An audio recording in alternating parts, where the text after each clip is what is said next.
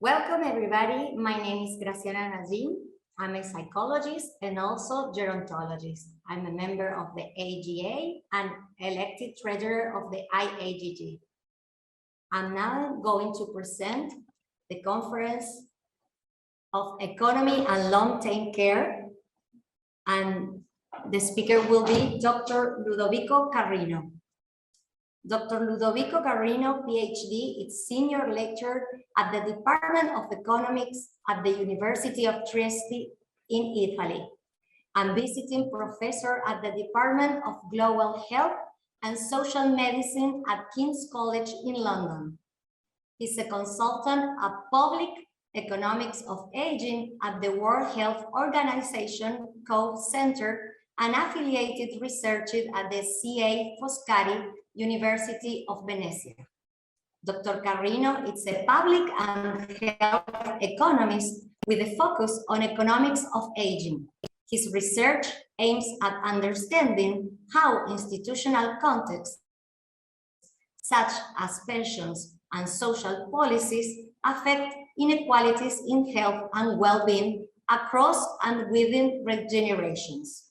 His research has been published in leading journals in economics, epidemiology, and gerontology, such as Labor Economics, Health Economics, and the American Journal of Epidemiology and the Journal of Gerontology, as well as in books. Welcome, Ludovico Carrino. Hello, good morning, good afternoon, good evening, wherever you are. And thank you very much for having me at the 22nd World Congress of Gerontology and Geriatrics. I'd like to thank Professor Jose Ricardo Jauregui and Professor Nora Keating for inviting me here. It is a privilege for me to be here. Today, I'm going to, let's say, explain to you what are my perspective, economics perspective, on the challenges ahead on the road for healthy aging within the context of the decade of healthy aging, with a focus on long-term care, but not only on that. Before starting, I'd like to just say briefly a few things about me so that you know what is my context, my perspective. I'm a public economist, so I study typically public policies, social policies. I'm fascinated by this graph that shows that the amount of spending that governments do on social policy today guides us to a lot of analysis on how different countries look. But actually, we need to remember that none of this was existing just a few years ago, actually. And what I study is basically, what's the meaning of this? What's the use of social policies? Why do we need social policies? How do social policies improve population well-being and inequalities in the context of a push towards, let's say, a continuous increase in sustainable living standards in the long run? In this graph, this is just exemplified with the income per capita, but we know there's much more to well-being than income. So let me just tell you briefly what I do as a researcher, and I'll tell you where I work later. My sample of my research topics, I work on aging-related social protection policy. I typically study pension policies, social care policies, social benefits in a comparative perspective, mainly on Europe and the US, but I'm expanding this to a global perspective. I ask research questions that aim at, let's say, measuring the welfare effect of policies that go beyond the intended effect of policies. So I do policy evaluation. Mostly, I ask, for example, do non-health policies affect population health and groups that are not or that were not originally targeted by the policy. I also ask what are the social determinants of mental health, especially of mental health. For example, do working conditions affect your mental health, and how so? And I use causal analysis for policy evaluation using econometrics and econometrics methods. I work right now at the University of Trieste in Italy, and I'm visiting professor at King's College London. I am an external consultant at the WHO, the World Health Organization, the Kobe Center for Health Development. And I am affiliated to multiple research groups, and some of the results that I show you today come from the work that I've done with these wonderful research groups. This presentation stems from the concept of healthy aging as depicted by the recent reports at the beginning of the decade. Healthy aging is the process of developing and maintaining the functional ability that enables well-being in older age. We know that there are 4 actions, many others have spoken about this in this conference. First action, change how we think, feel, and act towards age and aging. Second action, ensure that communities foster the abilities of older people. Third action, deliver person-centered integrated care and primary health services that are responsive to older people. And fourth action, provide access to long-term care for older people who need it. I'll give you my perspectives from an economic point of view, mostly on action number 4, but you'll see that actually my approach touches has a lot to say also on many other actions, especially action 3 and action 2. So today I will cover 2 topics with 2 cross-cutting lenses. So the first topic I'll cover is whether we have or not, we don't, I think, an homogeneous definition of long-term care and the eligibility rules that enable people to access actually public care.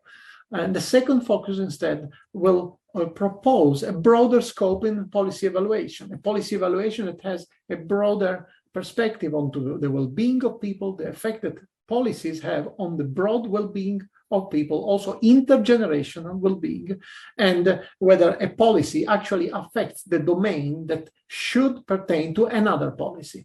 And the 2 cross-cutting lenses that I will propose is causality. I do causal analysis, and I think sometimes it's very important to focus on whether we can or cannot claim that something is causal, some relationship causal or not. And the second one, equity.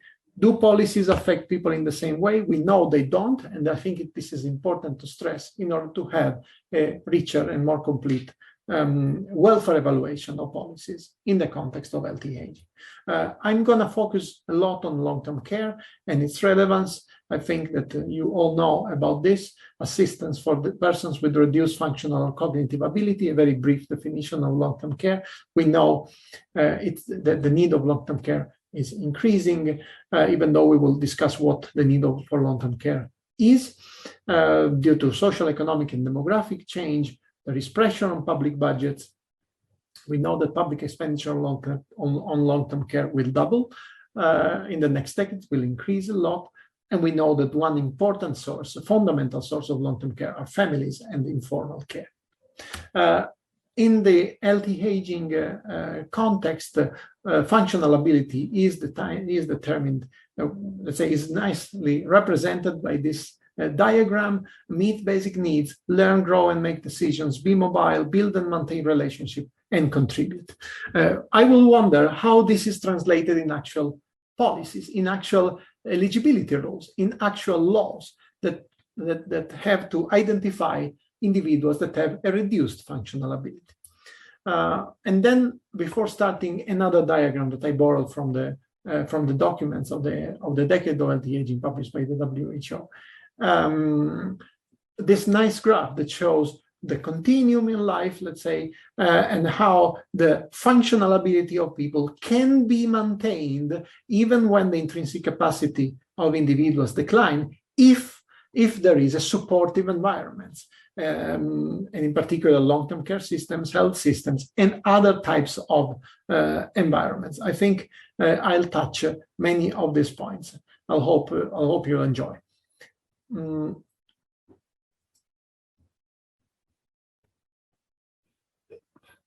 So the first observation I'm going to make, the first block of observations pertain to the definition of long-term care needs and the implications that different definitions for long-term care needs and therefore for long-term care services, the implication that this choice of definitions has for access to care and equity in access to care.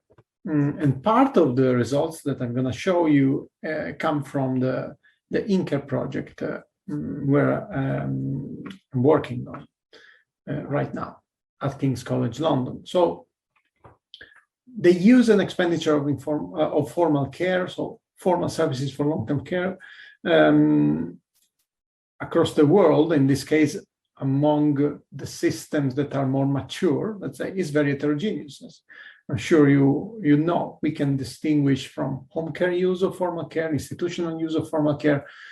We know what is the average age of the users of formal care. But if we compare countries, as I try to do in this slide, then we can notice a strong heterogeneity across countries. In some countries, home care is more prevalent than institutional care, but let's say in general, it is hard to explain in an easy way the difference we observe in the proportion of care users. We can see it ranges according to these data that are from 2015 from a proportion of 20% of older people using formal care in Switzerland, Israel, to around 5% in Czech Republic and less in Ireland and Slovakia, Poland, Portugal. This is just a selection of countries, of course, but that's an interesting picture to start from. And then the next point is on expenditure. How much do governments spend on long-term care? And also in this case, I'm not going to dig deeper on this point in this presentation, but it suffices for me to show the heterogeneity in the amounts that are spent, public money that are spent on long-term care services across countries that have mature welfare states again. So what is the lesson for those countries who want to develop a long-term care system? It's hard to draw a lesson from a picture like that. This picture shows the expenditure on long-term care according to the health sector and the health definition, let's say, but also there is the long-term care that is provided through the social care sector. And in many countries, there is a lot of overlap between these two sectors. There are comparability issues across countries for this reason. But anyway, we know that there is a lot of heterogeneity. So again, why do countries choose to spend such a different amount of money on long-term care? I can't answer this question, but I can provide you with the perspective that I'm following along a few other researchers, and I've been following for the last years, which is we need to look at an important feature of long-term care services, which is the eligibility rules and the way in which people actually have access to long-term care services. Access to long-term care services is not automatic. It is regulated by law. Now, from the literature in gerontology, for example, in social epidemiology, we can talk about, or in sociology, we can talk about need of care. We can talk about the conditions that people face in their lives for which they, typically physical conditions, functional limitation, functional ability, for which they need help. That's indeed the definition of long-term care. No, we said part of the definition of long-term care. We know that it is need of care rather than aging, above and beyond aging, the most important driver of long-term care demand. The point is, what is need? What is need of care? Let's say, when is a person in need of care? We can answer this question with some threshold using some list of tasks, some taxonomy to measure functional ability. For example, we could say anyone who has more than one or more limitations in activities of daily living has a need of care. This is also, an important example on this is the EU Aging Report 2015, where this measure is used to predict future demand of long-term care, but also in the most recent reports by the WHO, for example, on healthy aging. Examples like these are provided. The point is that in order to discuss the use of care and the availability of care through public providers, through public channels, we must not stop at wondering what is, let's say, from a philosophical point of view, need of care, but we must also look at what is written in the law, because we need to ask, what is the need of care according to the long-term care legislations? And if we look at the legislations, each long-term care legislation actually specifically defines a target population, the population of individuals who can get access to public support. And this support can be in kind or can be in cash. This need of care, with this operationalized measure of need of care, is what matters for actual use or actual lack of use of formal care. This need of care is defined through assessment of needs and eligibility rules. I'll say a little bit about this in a second. There is no unique clinical definition for need of care. Just think about definitions of frailty, definition of disability, and all the complexity that carries along. And so we need to ask, how can the legislations, how can governments define a threshold for need of care? What type of threshold will they choose from the many available from the clinical literature, for example? So what we are asking is, if we want to talk about coverage for long-term care, developing a new long-term care and developing the new long-term care coverage, one of the main targets of the decade of LTAG. Let's now look at the left-hand side of this slide. Instead of looking at what people can get, how much people can get, an overlooked part of this diagram, according to me, is who can get something. So let's say, what's the difference across countries in terms of how they evaluate the dependency of people, the qualifying condition, the indicators that are used, the way in which this is then reviewed, the definition of minimal level of dependency, that then is the trigger for actual use of public care.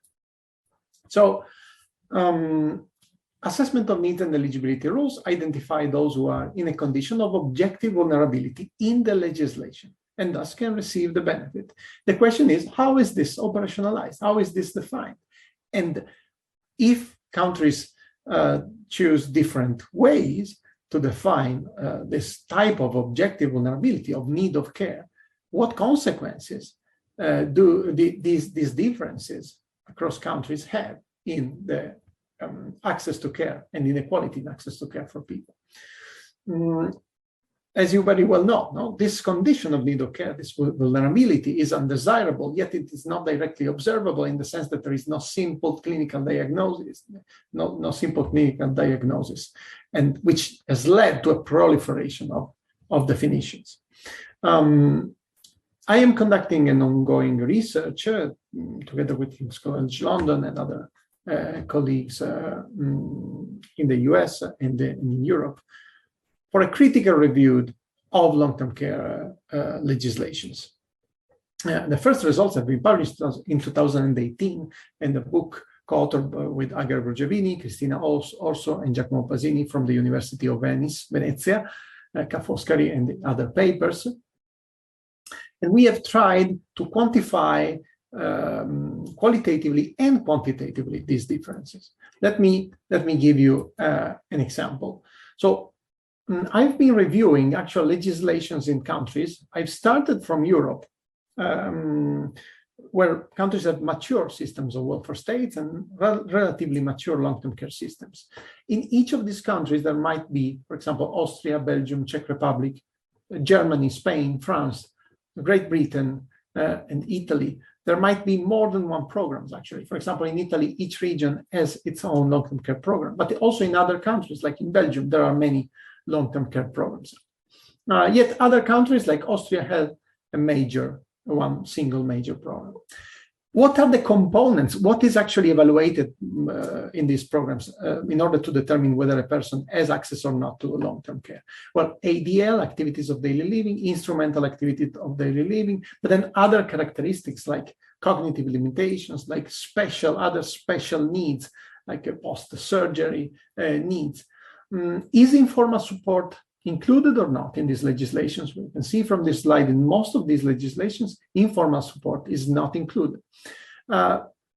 Even though from this column, it might look that these systems are similar in the way in which they evaluate need of care. If you look at the eligibility threshold column, you can see that the actual definition of the threshold of need of care is very different and very difficult to compare across countries. 35 points according to this Belgian scale, 65 hours per month according to the new Austrian legislations, or in Spain, 25 points out of 100 of the Spanish scale. How do you compare this? The main outcomes used to evaluate vulnerability are the ADL, the IADL, and other characteristics, as I said. So it is comparable to the list of, but surely it's a subset of many of the list of the characteristics that are embedded in more complex measures of frailty and loss of autonomy in the clinical literature. Some legislations include only a few of those outcomes. Some other legislations include many more. There is another difficulty besides what I showed you, which stems from this lack of agreement, at least perceived by the policy, on what is need of care. And the second difference is in the weighting of basically the importance that each limitation has in determining need of care within each scale. For example, in the Pflegegeld program in Austria, ADL limitations are those which have, let's say, a very high weight in the sense that they carry a very high importance level in determining need of care. Among ADLs, difficulties in washing, difficulties in dressing, and difficulties in using the toilet have a higher importance than other activities of daily living. Among the non-activities of daily living limitations, there are some which still carry a huge role. For example, difficulties in cooking and difficulties in performing house tasks. There are other countries, like in the Příspěvek na péči in Czech Republic, where ADL limitations are weighted the same, and IADL limitations, or anyway non-ADL limitations, are weighted the same. So each limitations count the same. In Italy, I'm just taking one example from a region, Friuli Venezia Giulia in the Northeast, where I am based now. Activities of daily living are not differentiating one from the other.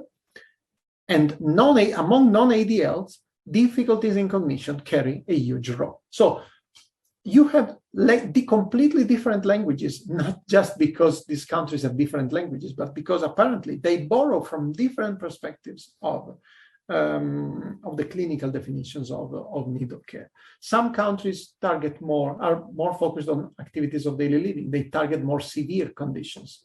So they establish eligibility for people who are limited in activities of daily living. Some other countries extend the definition of eligibility also to people who have even mild difficulties in instrumental activities of daily living. So this approach would include a pre-frailty state. Let's say it's an approach that suggests a prevention attitude. So to cover also people that have limitations in instrumental activities of daily living, but perhaps don't have difficulties in activities of daily living. And then there is the point on informal care. Should informal care, this crucial component of long-term care protection across the world, matter in order to decide whether someone should be eligible or not for public long-term care? And you have two different approaches, the carer-blind and the carer-sighted rules. In the carer-blind rules, informal care is not evaluated. In the carer-sighted rule, informal care is evaluated. And this address, let's say, new perspectives, adds new perspectives to our discussion because it raises new issues of inequity, vertical and horizontal equity. The point that I want to convey now is that long-term care needs means different things, even across similar countries. How do I try to quantitatively show you this? Well, I have used the SHARE data and the English longitudinal study of aging data from the UK. The SHARE is the Survey of Health, Aging and Retirement in Europe. I have used this data to compare individual health profiles. So in the SHARE data, we have, this is a micro data, so we have information on multiple Europeans, older Europeans, aged 50 or older. And we know a lot of characteristics of these Europeans. What we have done is we have matched the health profile of these individuals, the respondents to these surveys, to the local long-term care rules. And basically, we have asked questions such as, this Austrian person that I observe in the SHARE data, is this person eligible to the Austrian definition, according to the Austrian definition of long-term care? And then we have asked counterfactual questions. Would this Austrian person be eligible if we would adopt the German definition of long-term care, the British definition of long-term care, and so on? Let me show you a graph that shows what is the percentage of Europeans, older Europeans, that would be labeled in need of care under different definitions. This is the graph.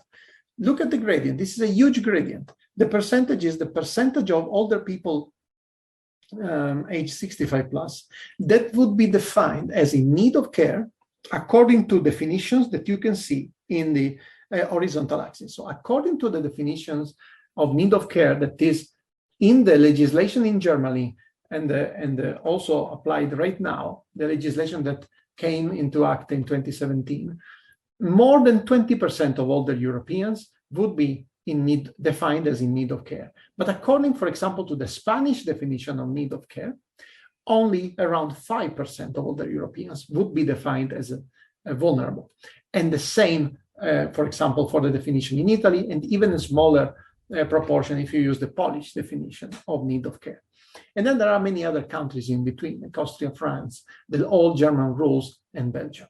So the way that we define the long-term care needs matter, because it means that we can basically have a wider or narrower demand for long-term care, for public long-term care. This graph shows you that even if you compare countries that might have similar eligibility percentages, let's say, potentially, actually, they don't cover necessarily the same people. They don't cover necessarily the same people. If we measure that in England, the proportion of people who are eligible is 15.3% of the older people in England, and in France, it's 15.1%, for example. And then we just compare these populations. We would observe that only a part of this population would be eligible to both definitions of need of care, but there would be a part of this population that is only eligible to the English rules, and another part that is only eligible to the French rules. So really, it's important to go and check the details on how these eligibility rules are defined. The OECD has given us a powerful graph in one of the recent reports that shows us how in different countries, the provision that is offered by public long-term care systems, let's say, goes to a very different way across countries in protecting people from catastrophic costs from long-term care, due to long-term care. This graph shows you the amount of costs paid out of pocket from a care user with a median income and non-net wealth, costs evaluated as a percentage of the income of this person after public support for different levels of needs. So look at the bar, the purple bar, which is the amount of cost in percentage of the income of the person that is faced by someone who has moderate needs, which means basically they are facing 6.5 hours per care per week. In some countries evaluated by the OECD, the out-of-pocket cost for this amount of needs for this person, an average care user with a median income and no net wealth is very high. It can go up to 50% of this person's income. Of course, if you, and 100% for Latvia and Croatia, for example. And in other countries, this amount is very, very small. For example, in Germany, or in Finland, or in the Netherlands, or in Canada. If you look at severe needs, then the costs are always higher, let's say, and also in this case, you can see very different heterogeneity. Part of this difference is due to the fact that long-term care is defined in different ways. The need of care is defined in different ways. This graph shows you that if we change the definition of need of care in a given country, this could make a difference in terms of how many people would actually enter the world of public protection for long-term care. This graph shows you the blue bar is the current percentage of 65 plus individuals in the country who are receiving formal care. So for example, in Austria, it is in recent years around 10%. In Germany, it is recently around 12, 13%. In Italy, it is around more than 5, a little bit more than 5%. We can predict, based on the work that I've shown you before, how would this percentage change if we would enlarge the eligibility rules in two ways. For example, we could change the rules, a long-term care reform that enlarges the eligibility rules in order to include anyone who has any limitation in activities of daily living, for example. This is the result of this is the orange bar. You can see that if you enlarge the population that is covered, you will increase the percentage of people that will use care. In some countries, a little bit more than others, but the orange bar is always larger than the blue bar, basically.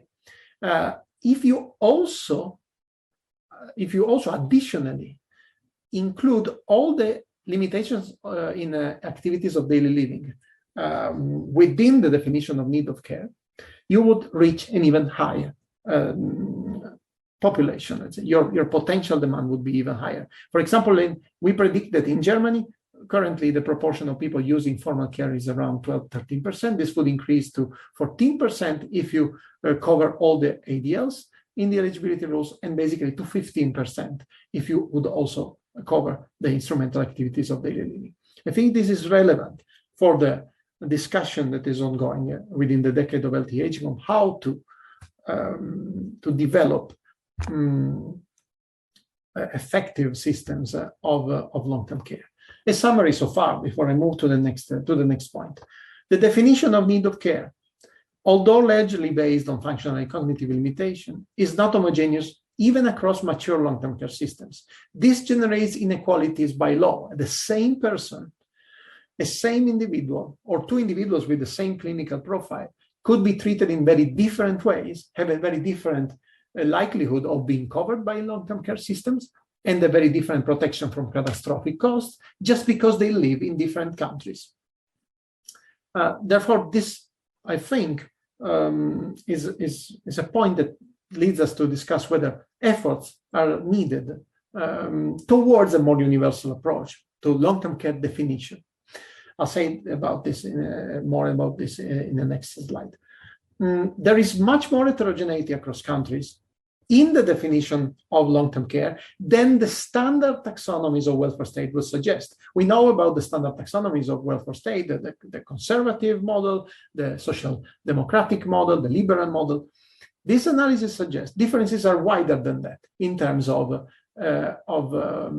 definitions of long-term care. There are many more overlaps and many more rank reversals with respect to what you would expect, let's say, if you just would look at the standard taxonomies of welfare states. And I have a paper which recently came out that discusses how social care systems actually do not match the standard classifications of welfare states in mature countries, mature welfare state countries. There are limitations to the analysis that I just discussed. We need further data, better data on eligibility rules. especially for caregivers, the support that is given to caregivers.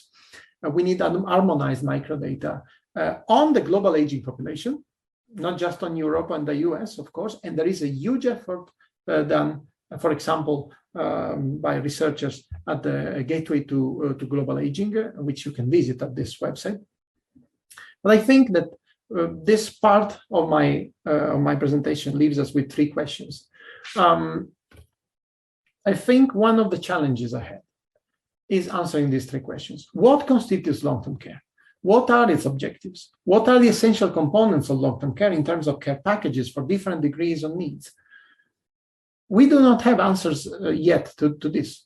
I just discussed this point with respect to the definition of need of care. But you can imagine this is also relative and relevant to other issues that I mentioned in the second question.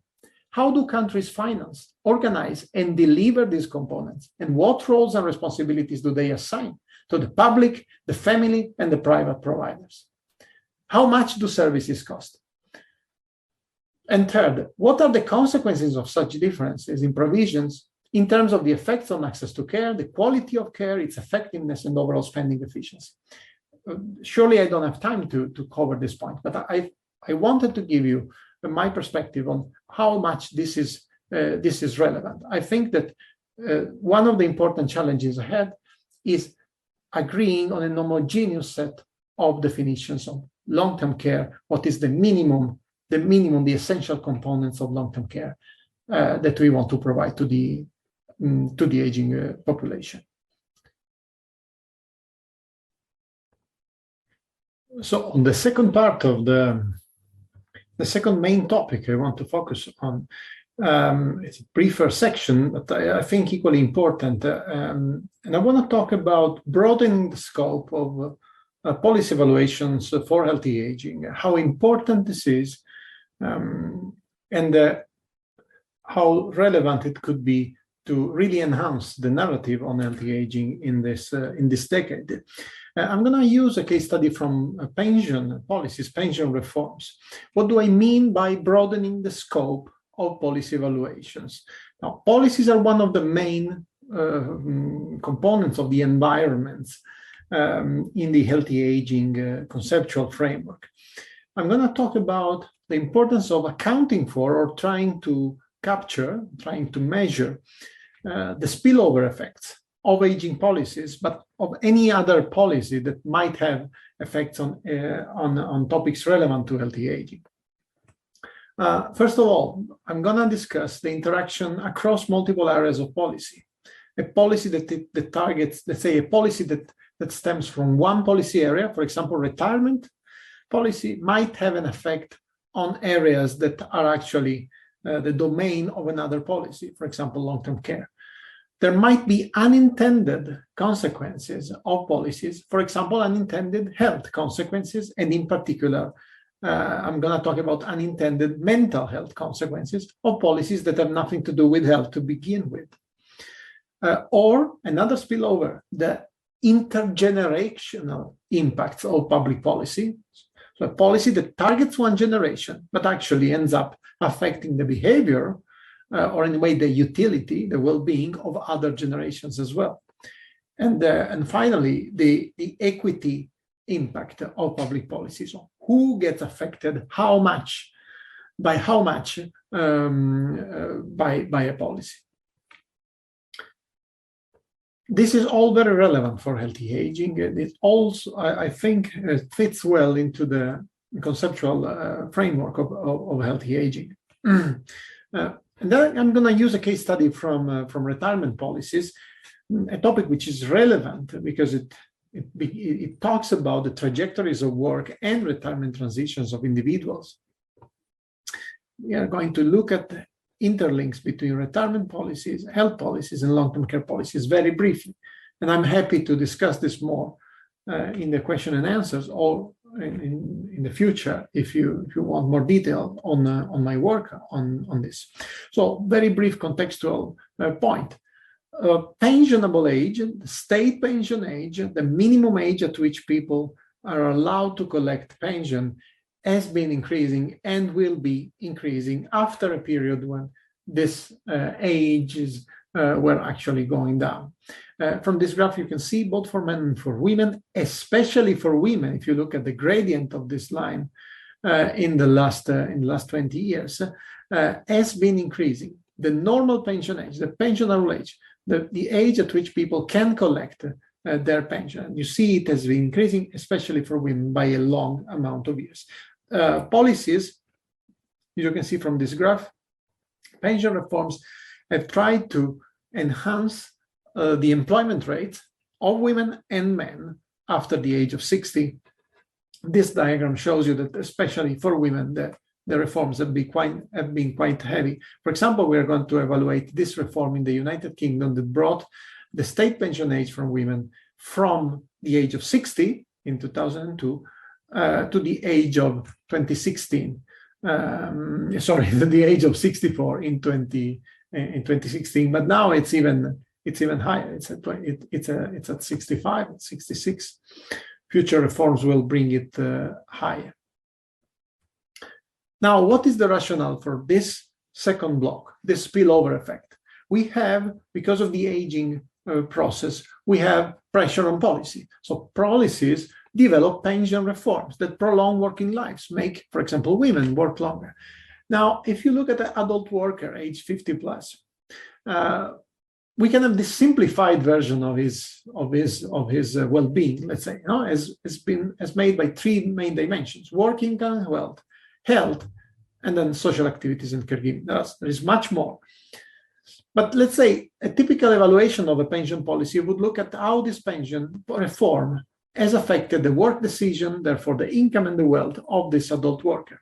In order to take a step forward, we ask, besides the known effects on employment and work trajectories caused by this reform, does prolonged working in older age because of the reform affect the health of older workers? Is there a health spillover?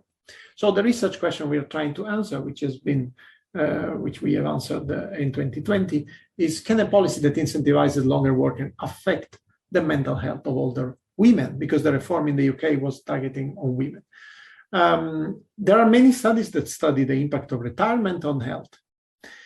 Most studies show little or no effect on physical health, but other studies find that there are effects on cognition and on mental health. The effect on cognitions of retirement on cognition are typically positive. On mental health, it is less clear.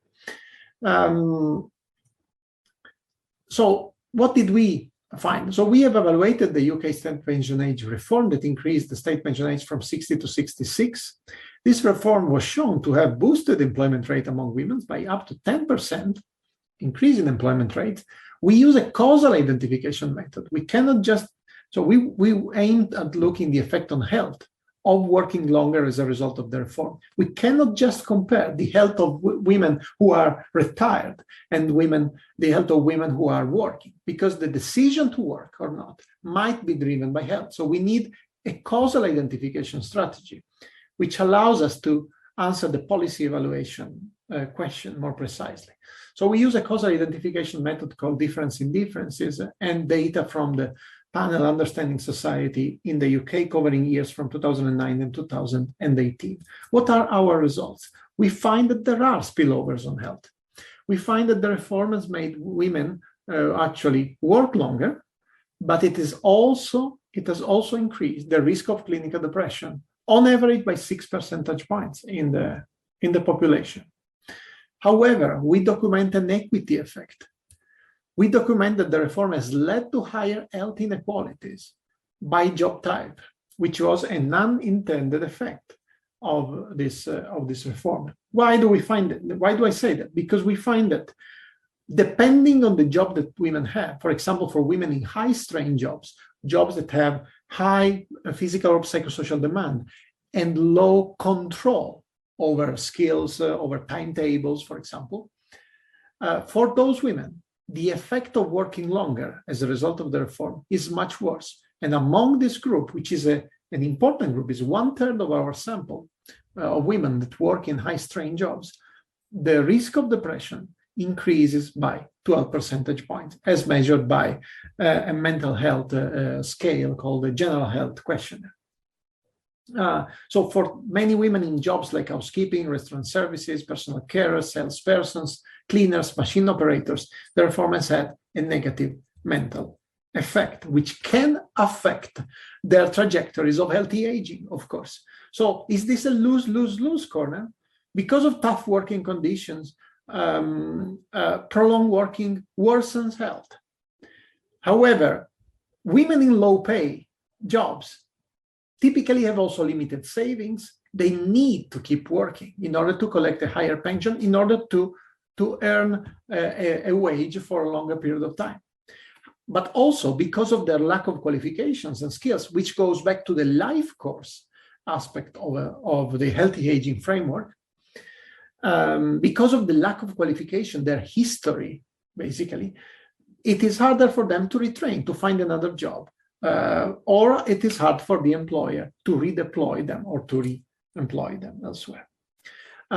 Let's go to another, let's add another dimension. So we have the aging process that that triggers a pension reforms, which affects work, but it also affects mental health. Now we ask, can it also affect the other dimension of lives of people, like social activities that they do, and especially caregiving? And we know that informal care, family care is a cornerstone of long-term care, and especially it is provided by a large part of informal care is provided by women, and women that are not far from retirement age, between the age of 50 or 55 and 65. These women are exactly those who are targeted by the retirement reforms, by the pension reform. So we ask, from a caregiver perspective, does prolonged working in older age as a result of the reform reduce the supply of informal care that this person would otherwise give to her spouse or her parents? And then another spillover, an intergenerational spillover. We ask, if the caregiver provides less care or more care, but especially if she provides less care, how does this affect the older parent, the care recipient? So we introduce another generation in the picture. We ask whether the older parent would receive a lower amount of care. So her or his care network would shrink as a result of her daughter, for example, working longer because of the pension reform. And this could have an effect in turn to the health, frailty, autonomy conditions of the older parent, to the income and wealth of the older parent, shaping the healthy aging trajectory of that person as well. So the societal question that we ask, do vulnerable older people receive less total care due to caregivers' prolonged working? And in a nutshell, so this research question too, which is answered by this paper by me, by Hena Fian from the Office of National Statistics in the UK, and Mauricio Avendano from the University of Lausanne and Harvard University. In a nutshell, this paper has these results. We find that, yes, there are effects on caregiving on working longer. The results are the intuitive results, which are, however, empirically difficult to prove. For someone working 30 hours a week, which is the average amount of hours that the person working full-time in the UK works a week, we estimate that if this person continues to work that amount of hours because of the retirement reform, the pension reform, because the state pension age has been increased, this amounts to a reduction in caregiving by 330 hours a year, which is valued around £5,600 in a standard rate of £17 per hour using the 2015 prices, which is an important effect. It reduces significantly the probability of providing intensive care or meaningful care. Again, there is an equity effect. Specific groups are more affected by longer working. They face a stronger family work, let's say, conflict in this case. Instead of an opportunity, it becomes a conflict. Who are those that suffer more? Women engaged in jobs characterized by high physical or psychosocial demand. Again, high-strain jobs. Women in high-strain jobs give up care more when they have to work longer. But also women that face that are in sandwich or club sandwich care responsibilities. They have both grandchildren and parents. For these women, working longer means reducing care much more than for those women that are not in this care setting. So when then we look at the older person, we find that from the point of view of the older person, there is a negative effect on the amount of care that this older person receives. Because you could think, okay, the daughter works longer and she provides less care, but someone else steps in and basically substitute for this foregone care. For example, other informal carers or formal providers, private or public. We find that this is not the case. We find that the net effect on the amount of care that the older person receives when they have a daughter that works longer because of the pension reform is a negative effect. We find that the total support for older parents shrinks when their daughters work longer due to postponed state pension age. So parents who receive less help from their daughters do not receive more help from other family members or formal services as a counterbalance. What are the conclusions and policy implications of this? Now, there is a reduction in informal care for older parents when a pension reforms prolongs women working lives, and particularly for women in demanding jobs and the sandwich generation. This might trigger unmet needs for vulnerable older people, leading to higher future costs and worse aging, of course, less healthy aging. So policy implication, we argue this is an example when coordination should exist between policies, between long-term care policies and pension policies, for example. Policy instruments could be incentivize or give requirements to employers to offer work flexibility, for example, part-time options when workers have care responsibilities. Target policies to workers from high-demand jobs in order to understand that they face different mechanisms, different work-family conflicts, perhaps. So introduce caregivers' work-family conflicts also as part of the eligibility criteria for formal care that we discussed in the previous block. Whether the informal carer can provide care or not, has to work or not, what type of job she has might be a part of the eligibility criteria for formal care. Let me now conclude this. In place of a conclusion, what is a simple economics framework for healthy aging?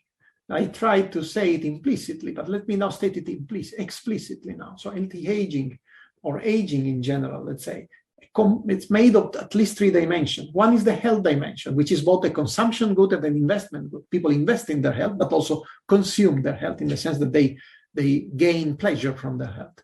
So autonomy, frailty, and well-being. But then we have family and friends, the care network. We have income and wealth that can be used to purchase private long-term care insurance or pay out of pocket, of course. And the family, friends, and care network can provide informal insurance in the terms of exchange of time or exchange of money. In all this, the welfare state plays an important role and affects these mechanisms.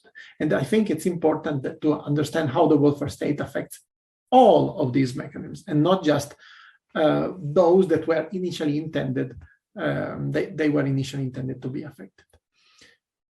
So to conclude, I would say understanding policy spillovers is core to healthy aging. I would argue to look beyond the policy's intended effect, beyond the intended outcomes and the intended populations, using causal analysis is important. Cross-policy spillovers that I have mentioned, and we can imagine. Pension or retirement policies may not only impact the decision to work, but could also impact the decision to provide care. They might impact health outcomes, which in turn might lead to the demand and supply of care and work. We could ask a question like, is there a trade-off? Is the pension reform worth it, given the negative impact it has on non-work dimensions of aging, like health and caregiving? The intergenerational spillovers, the consequences on the behavior and outcomes of upstream and downstream generations should be accounted for. The equity effect, public policy reforms typically have distributional impacts. even though they are intended to provide, let's say, improve allocative efficiency. We have seen the example of long-term care in the first block, provide access to care, or pension reforms that make people work longer. But actually, their effect is unequal because of how the legislation is affected or is written, or because of how the mechanisms are different for people that have different characteristics. So distributional impact may also lead to health inequalities, as I tried to explain briefly, because of the distribution of social outcomes like income or use of care, and because they might have direct effect on health, like the pension reform that I discussed. So I would conclude this with 4 questions that are based on these two topics, broad topics I covered. Can we better link the macro to the micro to understand the impact of environments on health? These environments that are so important in the healthy aging framework: public policy environment, physical built environment, social environment, economic environment, political environment. Can we have better measures, better data, aggregate data and detailed data, perhaps at regional level, that characterize for as many countries as possible these environments and link them to the micro characteristics of people that live in those areas? Can we gather better macro data to exploit variation in public policy over time and across countries, to provide with the policy with causal inference that looks at the benefits and costs of changing retirement laws or education laws or long-term care eligibility criteria? Can we study the tensions and the opportunities that exist between the role of the state and the family, the familyisms theories, and the work-family conflicts at the macro level, at the micro level? And finally, can we have a contemporaneous, or should we have an historical perspective, a cumulative perspective of the effect of policies on people? We are looking so far at the contemporaneous, I am looking so far at contemporaneous effects of policies. But can we hope to isolate and identify the impact of life course exposure to various policies? When someone was young, some education policies were in place, some maternity leaves policies were in place, some employment, for example, conditions were in place, and then how has this affected the person since her youth years? I thank you for your attention, and I'm happy to discuss questions today or later on.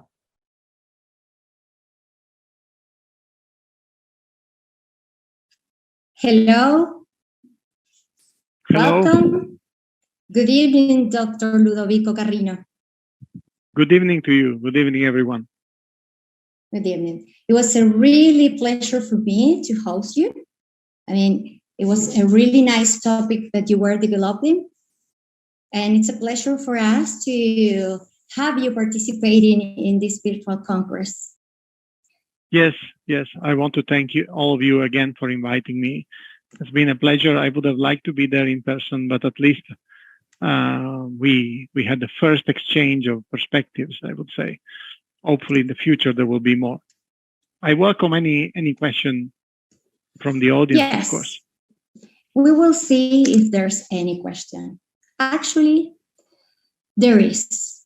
I have a question for you.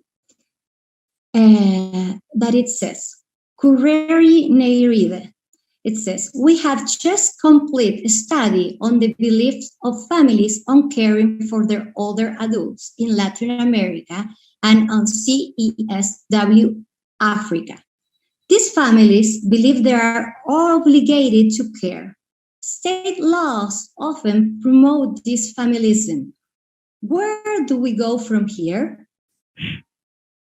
Yes, I thank you for this comment. Very valuable, very valuable. There is an emerging literature that studies the normative component of culture. It's a very complex question. Where does culture come from? Can the government affect the family's culture, or is family's culture which is affecting the government policies? I think perhaps trade of ideas across countries and across continents could be beneficial.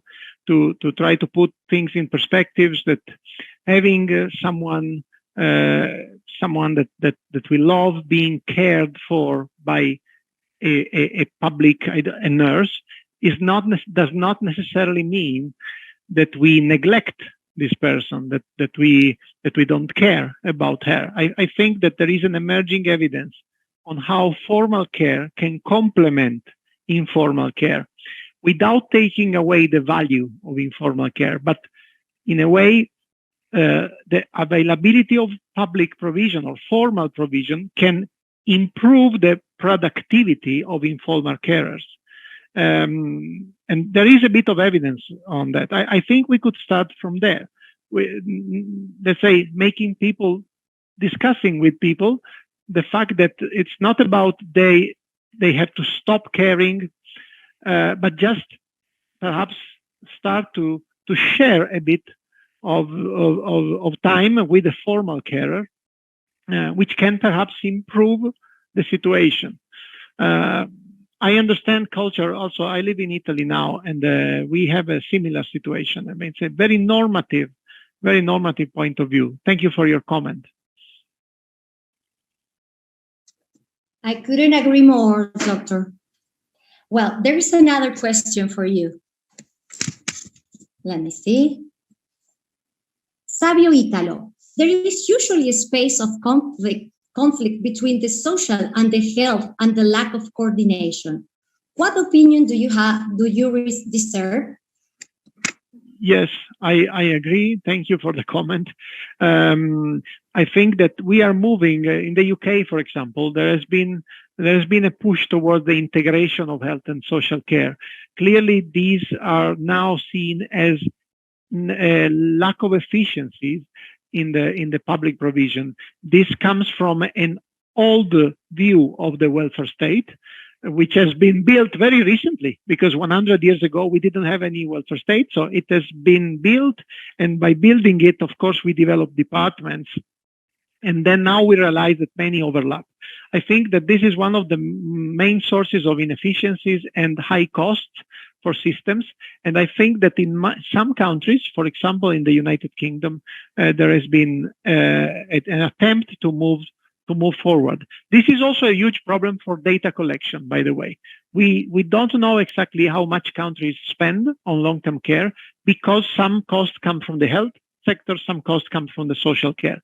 So I think this is a very important point. Very interesting, Doctor. Very interesting. For the moment, I think we don't have another question. Thank you all then. Yeah, well, if so, I really want to thank you again for your participation. Hope to see you soon in further meetings. And it was really interesting chatting to you on your conference, of course. On behalf of the board, we'll thank you. Thank you very much for sharing. Bye-bye and good night. Bye. Bye-bye.